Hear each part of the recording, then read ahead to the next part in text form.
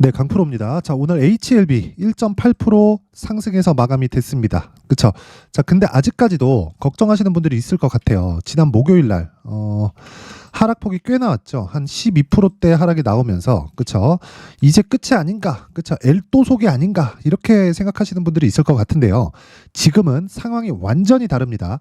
예전 같았을 때는 어떻게 됐었냐면, 정말 임상에 딱 들어간다. 임상이 1상, 2상, 3상 이렇게 진행되는데 임상 1상에 딱 들어간다 그러면 주가 급등하기 시작해요. 그렇죠. 상한가 막 가요 이렇게. 근데 이러고 나서 2상까지 가고 3상을 통과해야 그렇죠. 지금 HLB가 리보세라닙의 병용요법으로 지금 하고 있는 뭡니까? 판매허가 신청에 들어갈 수 있는데 2상 정도까지만 딱 가도 주가는 이미 10배 정도 올라가고 시가총액 최대 한 10조 정도 딱 찍고 내려오기 시작합니다. 근데 HLB는 지금 어때요? 그런 상황이 아니다. 그쵸?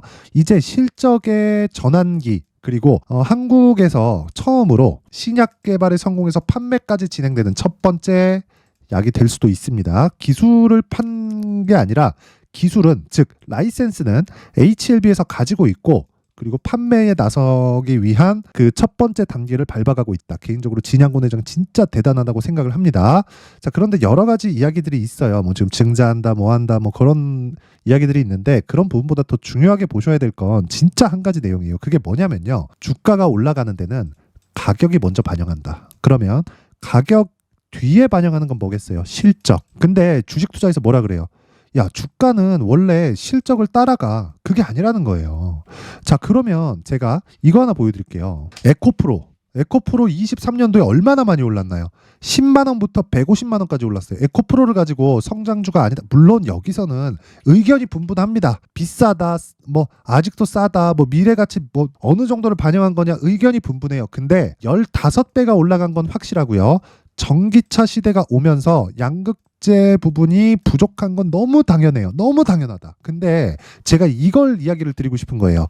15배가 올라가는 이 상황에서 누구 의견이 맞다, 누구 의견이 틀리다, 그거는 각자 보는 이에 따라서 다 달라질 수 있어요. 그런데 보세요. 실적. 20년도에 실적이 600억, 그쵸? 636억인데 뒷자리 자를게요. 600억. 그리고 22년도에 실적이 6,132억인데 뒷자리 자를게요. 6천억. 몇 배 올랐어요? 10배. 그쵸? 그러면 20년부터 21년까지 어떻게 됐나요? 주가가. 주봉으로 봅니다. 자, 쭉 보면 20년도 대략 한 10,000원 정도에서 15만 원까지 15배 올랐죠. 그쵸? 그리고 나서 여기서 나온 실적이 여기 나오죠. 얼마예요? 600억. 그쵸? 600억입니다. 그리고 나서 다시 22년도에 실적이 10배 뛴 겁니다. 10배 뛰었을 때 어떻게 됐어요? 확인이 23년 초에 되죠. 그리고 나서 어떻게 돼요? 급등. 몇 배? 10배. 그럼 여기서 나왔었던 15만 원의 600억과 여기서 나왔었던 150만 원의 6천억은 똑같잖아요. 근데 왜 주가가 먼저 올라가냐고요. 그러면 보세요. 여기서 받았었던 프리미엄, 여기서 받았었던 프리미엄 똑같죠. 뭐가 올라갔다? 가격이. 뒤에 뭐가 따라왔다? 실적이. 오케이. 그쵸? 그러면 지금은 뭐다? 주가가 비싸진 않다. 하지만 올라가는 것하고는 다른 이야기예요. 왜? 매물을 받아 먹어야 되니까. 여기서 차트가 필요한 겁니다. 그리고 고가 돌파할 때 차트가 필요한 거예요. 그렇죠? 그런데 밸류에이션이 의미가 없다는 이야기를 드리는 거고 이 내용을 HLB에다가 그대로 갖다 붙여서 딱 보면요. 자, 보세요. HLB는 적자예요. 근데 저가 따지면 얼마예요? 3만 원. 그렇죠? 시가총액 따지면 얼마예요? 3조 이상. 그런데 이 3조 이상의 시가총액이 적자 구간에서 시장의 인정을 받았다는 겁니다. 밸류에이션 하면 어때요? 이거 팔아야 돼요. 이거 못 사요. 그렇죠? 그런데 그렇죠? 지금 이제 실적에 개선될 수 있는 그런 환경, 즉 리보세라닙의 병용요법이 FDA 판매허가 신청에 거의 이 직전까지 와 있고 통과가 됐다고 보여집니다. 왜? 신고가를 갔기 때문에. 그리고 수급을 확인해 보면 그렇죠. 외국인들이 고가에서 쓸어 담고 있다. 최근에 매도 물량이 조금씩 잡히고 있긴 하지만 한 달 동안 쓸어 담은 물량이 2천억이 넘습니다. 거기서 뭐 40억, 70억, 뭐 80억, 30억 이렇게 매물이 나온다고 와, 차익 매물 나오네. 이렇게 봐야 됩니까? 아니라는 겁니다. 그렇죠. 그래서 지금 중요한 건 뭐 FDA에 대한 부분은 그냥 다 통과가 됐다. 그런데 우리가 얼마에 살 거냐? 그랬을 때, 자, 보세요. 여기서 보더라도 이 62평가의 이격이 35%입니다. 최소한 이 정도의 이격도에서는 내가 매수하지 말자. 그랬을 때 내가 단기 보유 전략, 즉 2주 안에 수익을 이 전환시킬 수 있는 그 가격대를 잡을 수 있다는 겁니다.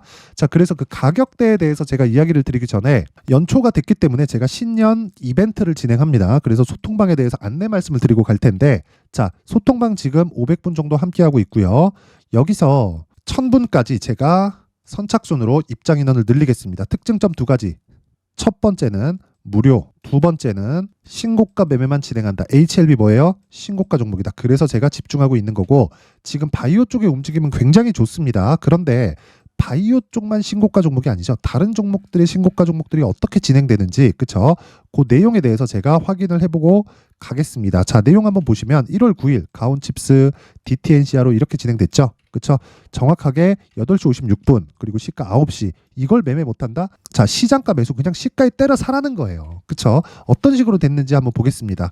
가온칩스 누구나 매매할 수 있게 만들어 드립니다. 자, 그래서 내용을 한번 보면 오늘 3% 상승 출발, 7% 종가 마감 나왔고 고가 16%까지 상승폭을 키웠습니다. 시가 대비해서 고가 13%만큼 상승이 나왔고요. 그쵸?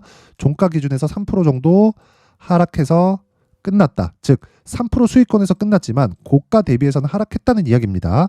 근데 저는 종가 기준에서 상승했기 때문에 매도 구간이 아니다. 애초에 고가 못 잡아요. 저가도 못 잡습니다. 무조건 신고가 구간에서 공략을 해야 되고 신고가 구간의 핵심 내용이 오늘이었다는 겁니다. 그랬을 때 얼마? 그쵸? 시가, 체결, 장시작 전에 그냥 때려 사라. 그쵸? 시장가로 그냥 사라는 거예요. 그리고 그 밑에 보면 DTNCR로 자, 내용 보죠. 오늘 상한가 마감. 자, 한동훈 관련주입니다. 4월 달에 총선 있죠. 뭐가 나옵니까? 지금 신고가 나왔죠. 총선 언제예요? 4월이에요. 근데 12월 달에 신고가.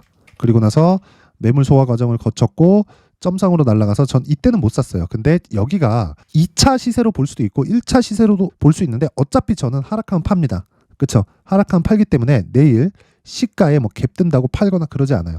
끝까지 먹을 수 있다. 하지만 고가를 못 잡을 수 있는 위험이 있지만 내가 매수 구간을 잘 잡게 된다면 거기서 안전마진이 발생한다. 그게 신고가 매매의 핵심 사항입니다. 자, 그랬을 때 여기 내용을 보시면요. 자, 시가 5% 상승 출발해서 오늘 상한가 하루에 몇 프로? 25%. 그렇죠? 하루에 25% 수익을 낸다. 이게 가능한가? 그렇죠? 가능합니다. 뭐 했을 때? 신고가 매매 했을 때. 자, 그러면 모든 종목이 이렇게 되지는 않죠. 그래서 가온칩스 같은 경우도 있는 겁니다. 뭐 하루에 뭐 한 3% 정도 수익 보고 마감하고 이런 경우도 있지만 기본적으로 제가 드리고 싶은 이야기는 시장의 주도주가 되는 건 모두 신고가 구간에서 탄생을 합니다. 그래서 우리가 신고가 구간을 계속해서 공략을 해야 되는 건 무조건이에요. 그리고 어저께 있었던 내용 1월 8일의 내용도 보면 이스트 소프트 상한가 마감이에요. 에코프로 머티리얼즈 이틀 동안 보유했더니 10% 이상 수익권에서 끝났습니다. 이런 부분도 당연히 신고가 구간에서 나옵니다. 이스트 소프트. 자, 보세요. 신고가. 그쵸? 신고가. 그쵸? 매물 소화 끝. 돌파. 그쵸? 시가 매수.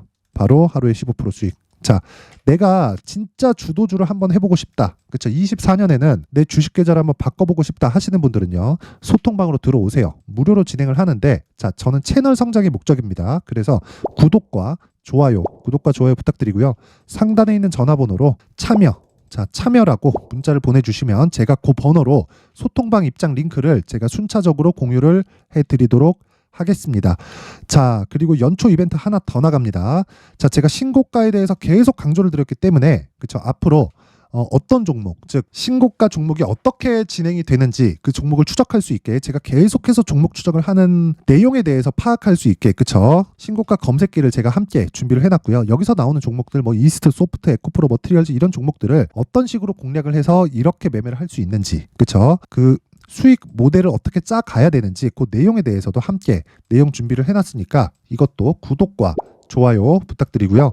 상단에 있는 전화번호로 참여. 자, 참여라고 문자를 보내주시면 제가 소통방 입장 링크를 이 번호로 함께 보내드리면서 신고가 검색기 그리고 수익 모델까지 함께 공유를 해드리도록 하겠습니다.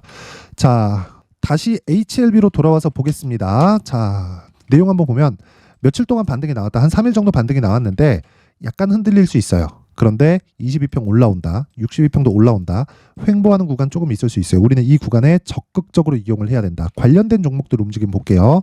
셀트리온, 제약, 종근당, 레고캠 바이오 3개만 보겠습니다. 이 관련된 게 여기도 신약이다 그런 게 아니라 신고가, 제약. 앞으로 뭐 나와요? 금리 인하. 시점의 문제다. 그쵸? 금리 인하 무조건 나옵니다. 근데 언제 금리 인하를 할지 그 부분에 대한 문제예요. 그쵸?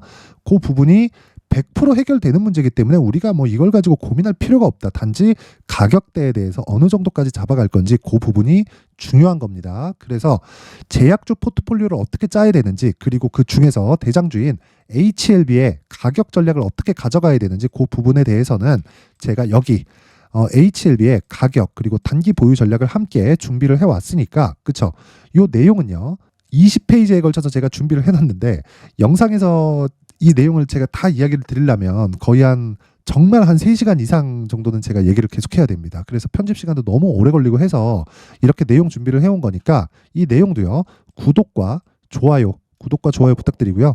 상단에 있는 전화번호로 HLB, 자 HLB나 숫자 3이라고, 자 둘 중에 하나, 그쵸? 편한 쪽으로 문자를 남겨주시면 제가 가격 그리고 단기 보유 전략을 함께 공유를 해드리도록 하겠습니다. 자, 항상 긴 영상 봐주셔서 감사드리고요. 그리고 무엇보다 제가 신고가에 대해서 계속 강조를 드리는 만큼 뭘 해야 됩니까? 신고가에 대해서 이해를 해야겠죠. 자, 그래서 제가 12월 달부터 계속 진행을 하고 있는 신고가 주도주가 있습니다. 그 종목을 어떤 식으로 제가 공략을 하고 있는지, 그리고 앞으로는 어떻게 뭐 뉴스나 뭐 이런 부분을 이해를 해야 되는지 내용에 대해서 제가 상세하게 준비를 해놨으니까 영상 끝까지 시청하시고요. 모든 분들이 성공 투자하셨으면 좋겠습니다. 자, 제가 항상 신고가 종목에 대해서 강조를 드립니다. 자, 신고가 종목에 대해서 강조를 드리는 건 크게 시세가 발생하는 대시세 종목은 모두 신고가 구간을 거쳐서 발생하기 때문에 그렇습니다. 시장은요, 좋을 때도 있고 나쁠 때도 있어요. 그런데 대시세 종목은요, 시장이 좋든 나쁘든 그 숫자의 차이가 있을 뿐이고요. 매년 발생을 합니다. 올해 같은 경우에도 마찬가지예요. 23년이죠. 1월부터 로봇, AI, 시세를 크게 발생을 시켰는데 이미 22년도 중반 후반에 신고가를 달성을 하고 매물 소화 과정을 거친 이후에 시세가 발생을 했습니다. 2월 달부터 2차 전지의 강세가 있었죠. 그런데 22년도에 이미 에코프로 같은 경우에는 신고가를 달성한 이후가 됐고요. 대장주가 강한 움직임을 보이다 보니까, 그리고 나서 에코프로 BM 그리고 관련된 종목들이 강하게 시세를 내는 시작점이 만들어졌습니다. 3월부터는 그렇죠, 삼성전자와 하이닉스의 강한 움직임이 발생하기 시작했고요. 그러면서 한미반도체가 신고가를 달성을 했고 매물 소화 과정을 대략 한 2달 정도 거친 이후에 추가적으로 시세를 발생을 시켰습니다. 자, 어떤 종목이든 신고가를 거치면서 대시세 구간으로 들어간다는 거고, 이런 대시세 종목에는 신고가라는 내용을 이해했을 때 이런 상황을 만들 수가 있는데, 자 보세요. 22년 11월 21일 날 정확하게 레인보우 로보틱스를 시작을 했고요. 이때 당시에 레인보우 로보틱스의 가격은 33,800원이었습니다. 실제 3달이 채 되지 않는 보유기간을 가진 이후, 그쵸? 한 100% 정도의 수익 실현을 할 수가 있었고요. 그 이후에 추가적인 상승이 나왔지만 내가 매수를 잘 했기 때문에 보유기간을 최소한으로 줄여서 가더라도 충분한 수익이 발생을 했다는 겁니다. 언제든지 저가를 잡을 수 없고 고가를 잡을 수 없기 때문에 내가 강조를 해야 되는 건 신고가 이후에 매수하는 구간, 그리고 첫 번째 수익 구간만 먹더라도 다음 종목으로 이동을 할 수 있다는 거죠. 실제 그리고 나서 3월 달에 반도체 종목에 대해서 계속해서 제가 강조를 드렸었고, 그런 이후에 매물 소화 과정을 거치고 5월 달부터 반도체 공략을 시작한 결과, 그쵸? 3달이 채 되지 않아서 ISC 그리고 한미 반도체까지 100%에 달하는 수익 실현에 성공을 했습니다.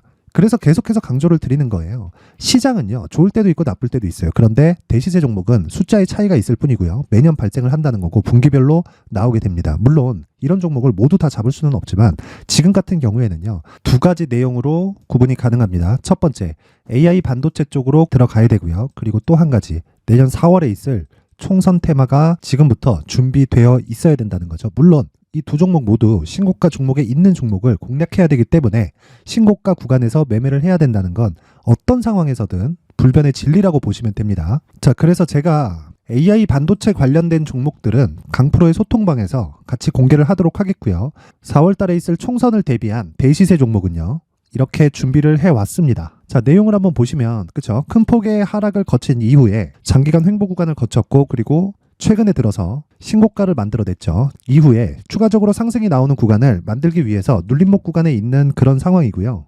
지금은 매집 구간에 있다고 보시면 됩니다.